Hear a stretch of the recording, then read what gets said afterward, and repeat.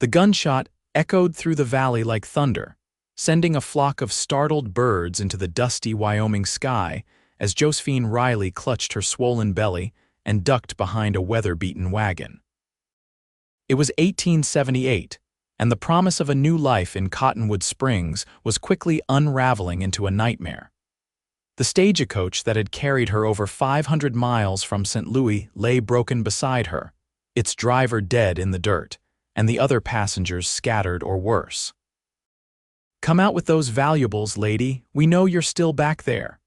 The outlaw's voice was raspy, desperate. Josephine's heart hammered against her ribs. 5 months pregnant, alone, and now this. She closed her eyes, thinking of the husband she'd buried back east, taken by influenza just weeks after learning of their child. The wedding band on her finger felt suddenly heavy. A new sound cut through her panic, hoofbeats approaching fast. Then more gunshots. The outlaws cursed, returned fire. A man's voice, deep and commanding, called out, "Drop those weapons or join your friend in hell." More shots, then silence. Josephine remained frozen, one hand on her belly, the other gripping a small derringer, her late husband's parting gift. "Madam, you can come out now. They're gone." She peered around the wagon to see a tall figure silhouetted against the setting sun. A man atop a midnight black stallion, rifle still smoking in his hand. As he dismounted and stepped closer, she saw him clearly broad-shouldered and lean-hipped in dust-covered denim and leather, a weathered Stetson shadowing eyes as gray as storm clouds. "Wade Keller," he said simply, holstering his pistol. "You hurt, Josephine Riley, and no, just frightened." She stepped forward on shaky legs. "My baby." "Your husband?" Wade scanned the area, his face impassive beneath several days' worth of stubble. "Passed 5 months ago." She straightened her spine. "I'm traveling to Cottonwood Springs. My cousin's there." Wade Keller nodded once, his expression unchanged. "That's another day's ride. Coach ain't going nowhere with that broken axle. My ranch is an hour from here. You can rest there tonight." The moment they rode into Cottonwood Springs the next day, Josephine realized her arrival had preceded her. The stagecoach company had sent word about the attack, and her cousin Martha waited on the boardwalk outside the general store, practically bouncing with relief. "Josie, thank heavens." Martha embraced her, then froze when she saw Wade Keller sitting atop his horse. Her voice dropped to a whisper. "What are you doing with him?" "He saved my life," Josephine said simply. Martha pulled her aside, speaking urgently. "That's Wade Keller. They call him the Widowmaker." "What? Killed more men than smallpox, they say. Owns the big spread north of town, but nobody crosses him." "Not even Sheriff Thomas." Martha's eyes were wide. "They say he shot his last foreman for disagreeing with him, came back from the war with no soul left." Josephine turned to look at Wade, who was speaking quietly to the sheriff. Nothing in his reserved demeanor suggested the violent reputation Martha described. Yes, he was taciturn, but he'd been nothing but respectful.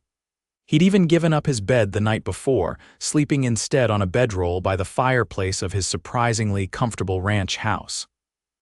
"He was a perfect gentleman," Josephine insisted. Martha's eyebrows shot up. "You stayed with him? Alone." "He saved my life," Josephine repeated firmly. "Well, thank him and be done with it," Martha said, tugging at her arm.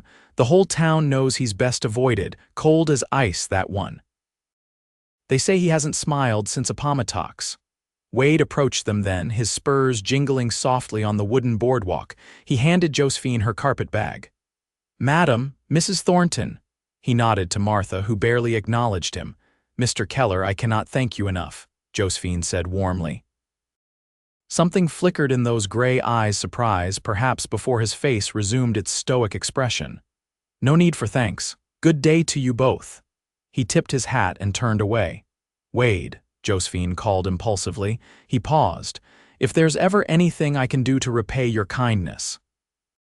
"There isn't," he said, not unkindly, and walked away. Martha practically dragged Josephine to her small house at the edge of town. "You don't understand," she said as they settled in her kitchen.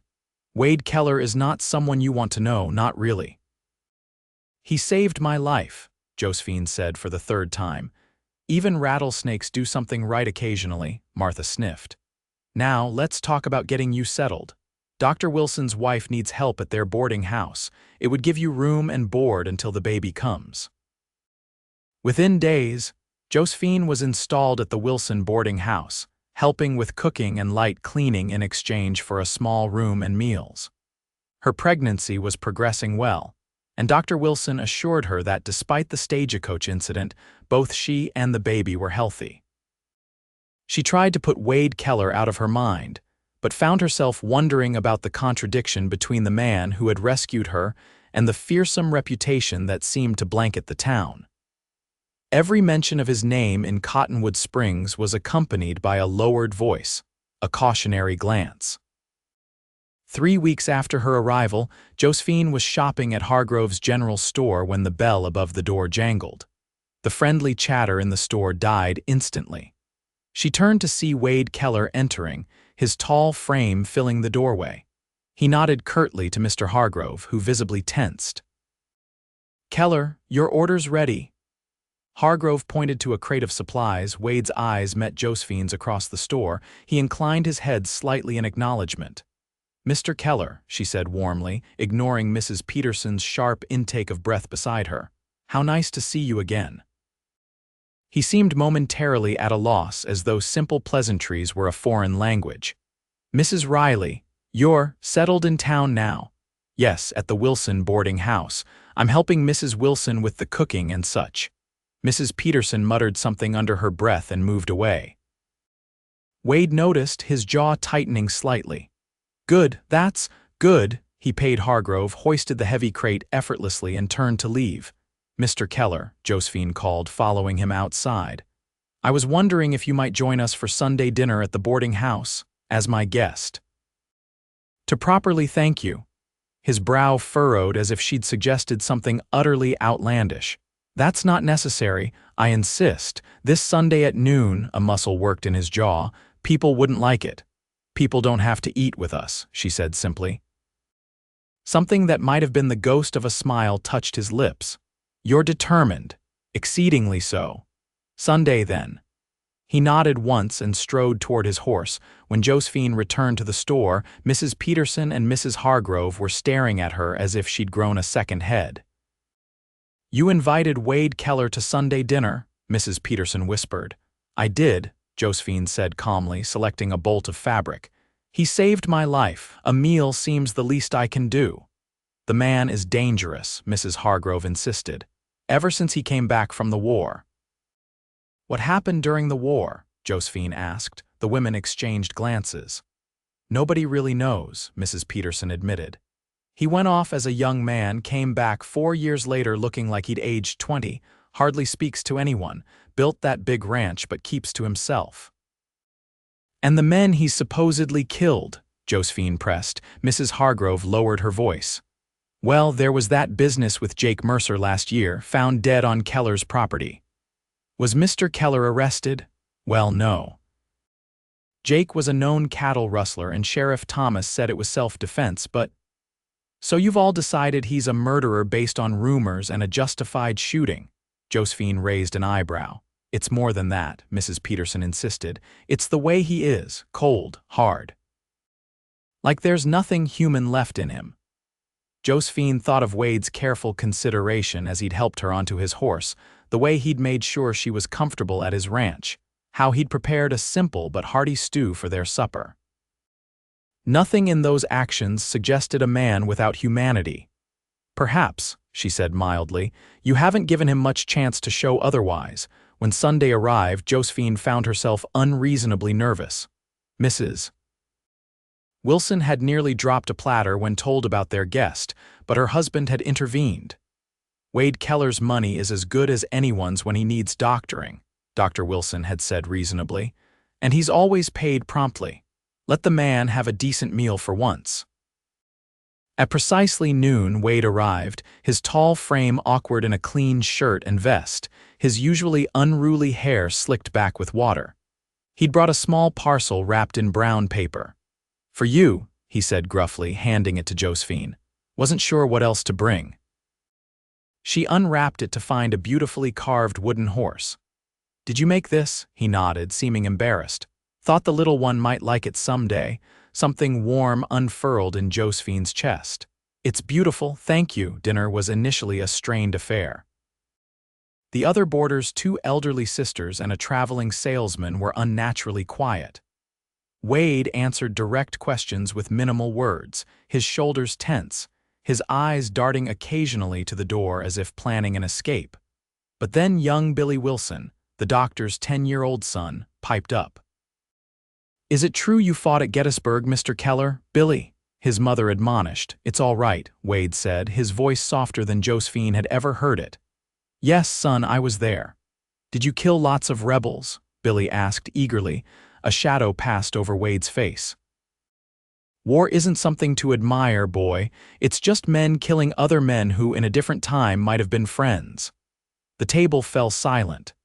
"That's very wise, Mr. Keller," Josephine said softly. His gray eyes met hers, surprised. "Not wisdom, just experience." He cleared his throat. "This roast is excellent, Mrs. Riley." "Thank you. It's my mother's recipe," she smiled. "Perhaps you could tell us about your ranch instead. I only saw it briefly." Gradually, as Wade spoke about his cattle operation, the atmosphere relaxed. He wasn't loquacious by any measure, but he answered questions thoughtfully. When he described how he'd built most of the ranch house himself, there was quiet pride in his voice. After dinner, he helped Josephine clear the table despite Mrs. Wilson's protests. In the kitchen, away from the others, he seemed to breathe easier. "Thank you for this," he said quietly. "Been a long time since I had a proper Sunday dinner." "You're welcome anytime," she replied, meaning it. "Despite what others say, I find your company quite pleasant." He studied her face as if searching for mockery, then nodded once. "You're different, Mrs. Riley." "Josephine," she corrected, "and I simply believe in judging people by their actions, not town gossip." When he left an hour later, he surprised her by asking, "Would you like to see the ranch properly sometime, when you're feeling up to it?" He glanced at her growing belly. "There's a grove of cottonwoods by the creek that's cool even in summer." "I'd like that very much," she said, ignoring Mrs. Wilson's wide-eyed stare from the parlor doorway. The following Saturday, Wade arrived with a buggy, having foregone his usual horseback travel in deference to her condition. Mrs. Wilson watched from the porch, her expression a mixture of concern and curiosity as Josephine, now 6 months pregnant, settled into the seat beside him. "You sure about this?" Wade asked as they pulled away. "Town's already talking." "Let them talk," Josephine said firmly. "I've never based my friendships on popular opinion." The day was perfect early summer in Wyoming territory, with wildflowers dotting the prairie and a gentle breeze tempering the sun's heat. Wade's ranch was larger than Josephine had realized during her brief stay, spanning several thousand acres of prime grazing land. The house sat on a gentle rise overlooking a creek lined with the cottonwoods that gave the town its name. "It's beautiful," she said honestly as they walked slowly near the water. "So peaceful."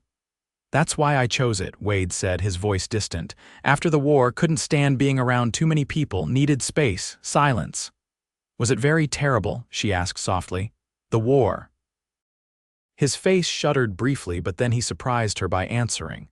"Worse than anything you can imagine. Started as a young fool thinking it was about honor, ended just trying to keep myself and my men alive."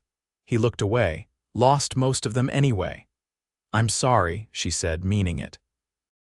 "Why'd you come west?" he asked, clearly changing the subject. "Most women in your condition would stay with family." Josephine sighed, resting a hand on her belly. "My husband Thomas was all the family I had, really. My parents died years ago. He was a lawyer in St. Louis.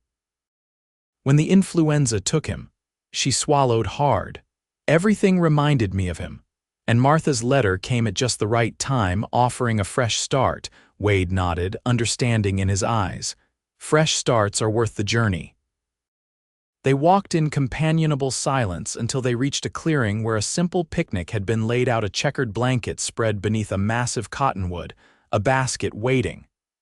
"My housekeeper, Mrs. Flores, prepared it," Wade explained, looking almost shy. Thought you might be hungry. You have a housekeeper, Josephine laughed. The fearsome Wade Keller has a housekeeper, a smile, an actual smile, curved his lips. Hard to be fearsome with someone who's been scolding you about muddy boots for 5 years. That afternoon marked a turning point. As they ate cold chicken and biscuits beneath the cottonwood shade, Wade Keller gradually revealed himself to be thoughtful, surprisingly well-read, and possessed of a dry humor that emerged rarely but genuinely. When he helped her back into the buggy hours later, his hand lingering on hers a moment longer than necessary, Josephine realized with a start that she was developing feelings for this supposedly harsh man. Throughout July and into August, their friendship deepened. Wade came to town more frequently, sometimes on legitimate business, sometimes with transparent excuses that fooled no one. He took Sunday dinner at the boarding house regularly now, bringing small gifts each time, fresh vegetables from his garden, a jar of honey from his hives, once even a calico kitten that had been orphaned at the ranch. The town's attitude was slower to change. Some, like Dr. Wilson, had begun to nod cordially to Wade on the street. Others maintained their distance, watching with disapproving eyes as the pregnant widow and the solitary rancher grew visibly closer. "You're ruining your reputation," Martha warned during one of her visits to the boarding house. "A woman in your condition shouldn't be receiving so much attention from a man like that." "A man like what, exactly?" Josephine challenged, her patience wearing thin with the constant criticism. "A man who has shown me nothing but kindness and respect, who checks on me daily to make sure I'm well, who brings me raspberry leaf tea because Mrs. Flores says it's good for expectant mothers. You can't possibly be considering involvement with him," Martha spluttered. "You're in mourning and he's a good man," Josephine finished firmly. "Better than most in this town who judge without knowing." Late August brought a heat wave that left everyone in Cottonwood Springs lethargic and short-tempered. At 7.5 months pregnant, Josephine found the heat particularly oppressive. One evening, as she sat on the boarding house porch seeking relief in the faint breeze, Wade arrived unexpectedly.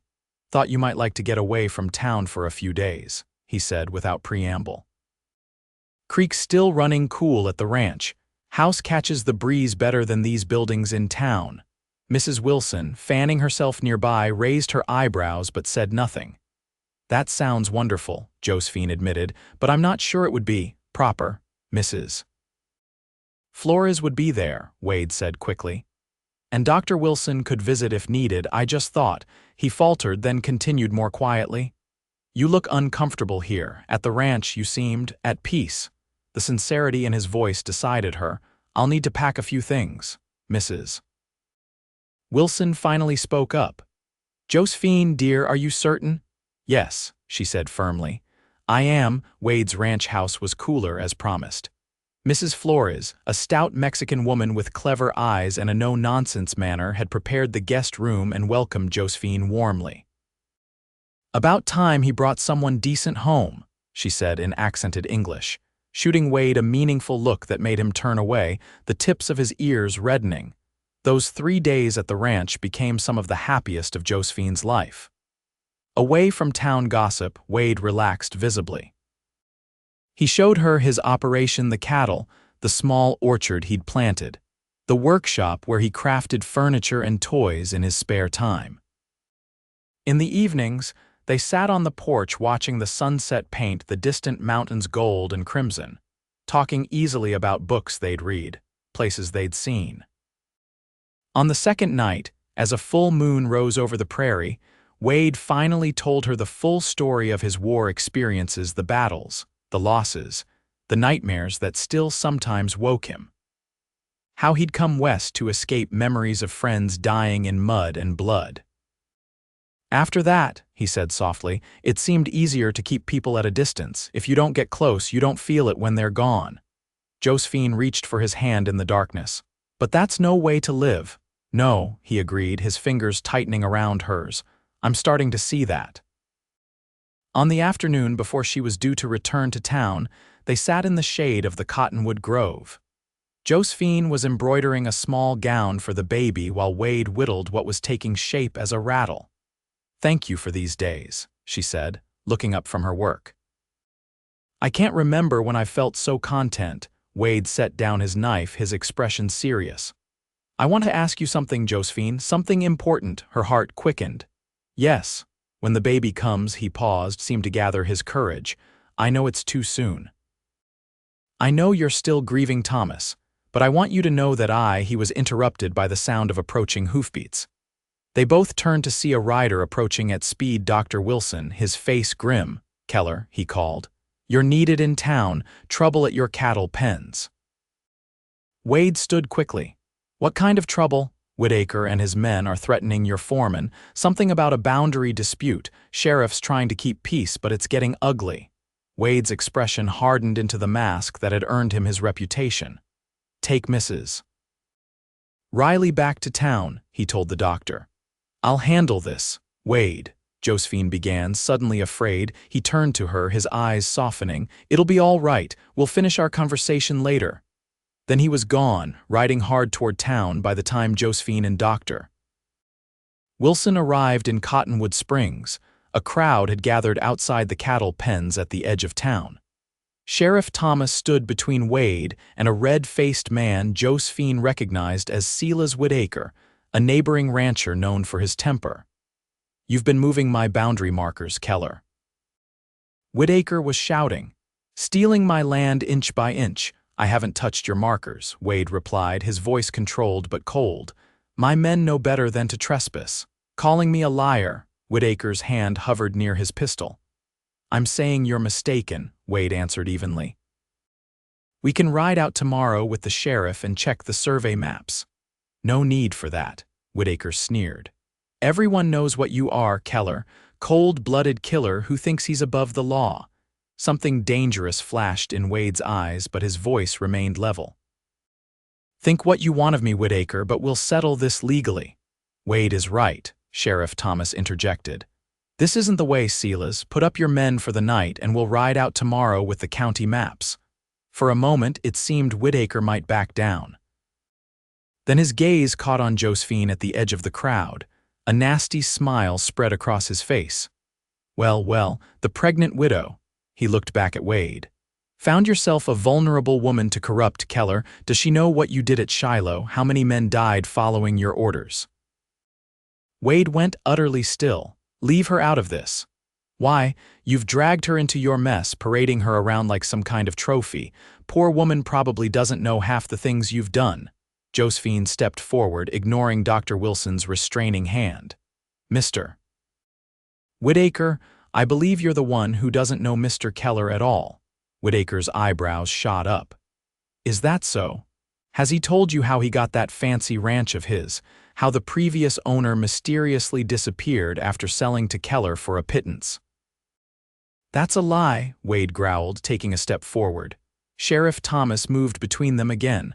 "I'm warning you both," the sheriff said. "Take it down a notch." "Or what?" Widowmaker challenged. "You'll lock us up. We all know you don't have the spine to stand up to Keller." What happened next unfolded with terrifying speed. Widowmaker went for his gun. The sheriff shouted a warning. Wade, faster than seemed possible, drew and fired not at Widowmaker, but at the ground near his feet. The bullet kicked up dust inches from Widowmaker's boot. The rancher froze, his gun half drawn. "Next one won't miss," Wade said quietly. "Drop it."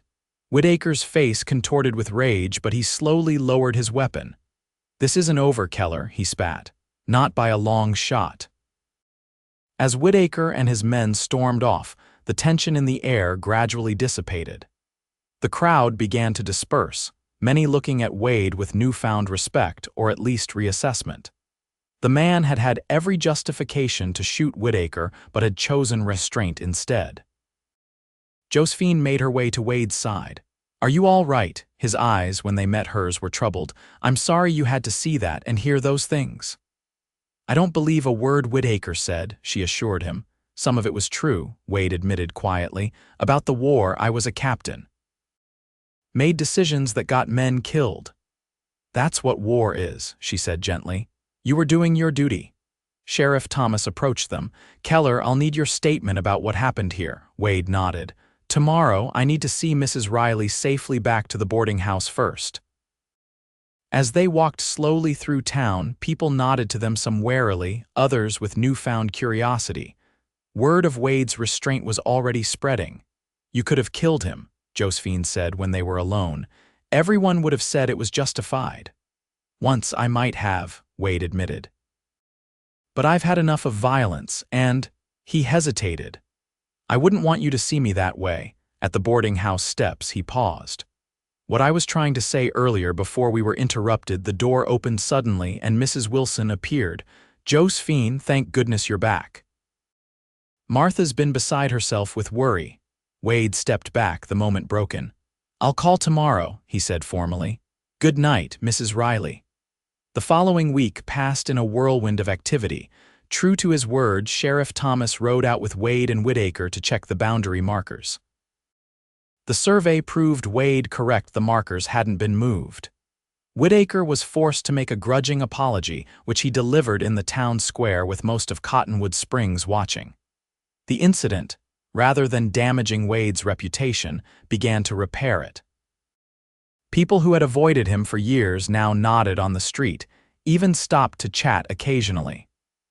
The story of his measured response to Widowmaker's provocation was retold in the saloon, the general store, the church social. Through it all, Wade continued his daily visits to Josephine, though always properly, always in the boarding house parlor with Mrs. Wilson nearby. The conversation he'd begun at the ranch remained unfinished, the moment seemingly lost. Until one evening in early September when he arrived after dinner looking uncharacteristically nervous. Would you walk with me? He asked. Just to the church and back. The evening's mild, Mrs. Wilson gave her tacit approval and they strolled slowly through the quiet streets, Wade shortening his long strides to match Josephine's waddling pace. Outside the white-steepled church, Wade stopped. I've been trying to find the right words, he began. I'm not good with them, never have been. You do just fine, Josephine encouraged. He took a deep breath. I know you're still mourning your husband. I know your baby will be here soon. I'm not asking for anything now, but I want you to know that I care for you, Josephine, more than I thought possible. Her heart swelled. Wade, please, let me finish before I lose my nerve. He took her hands in his. When you and the baby are ready, if you're ever ready, I want to court you properly. Build a life together. I can be a father to your child. A good one, I promise. Tears filled Josephine's eyes. I care for you too, Wade, so much. You don't have to answer now, he said quickly. I just wanted you to know where I stand, what I hope for. She squeezed his hands. I don't need time. Thomas will always be part of me, but he would want me to be happy, to find love again. Love, Wade repeated as if testing the word. Yes, that's what this is. Their first kiss was gentle, tentative, filled with promise. When they parted, Wade rested his forehead against hers. I never thought I'd feel this way again. After the war, I thought that part of me was dead. I'm glad it wasn't, she whispered. They walked back to the boarding house hand in hand, ignoring the surprised glances of passers-by. At the door, Wade said, I'll speak to Reverend Patterson tomorrow, make everything proper. Josephine smiled. The town will have quite a lot to talk about. Let them talk, he said, echoing her words from months before. I've never based my happiness on popular opinion. 2 weeks later, Wade and Josephine were married in a small ceremony at the church. Martha, initially horrified at the speed of the courtship, had grudgingly admitted that Wade seemed genuinely devoted to her cousin. Mrs. Wilson had embraced the romance wholeheartedly, declaring it just like a novel. And Sela's Widowmaker, in a gesture that surprised everyone, sent a handcrafted cradle as a wedding gift apiece, offering that Wade accepted with grace. They moved to the ranch immediately, where Mrs. Flores had prepared the master bedroom, and a connecting nursery painted a cheerful yellow. The evening after the wedding, they sat on the porch watching the sun set over land that was now theirs together. They all warned me about you, Josephine said, leaning against her husband's shoulder.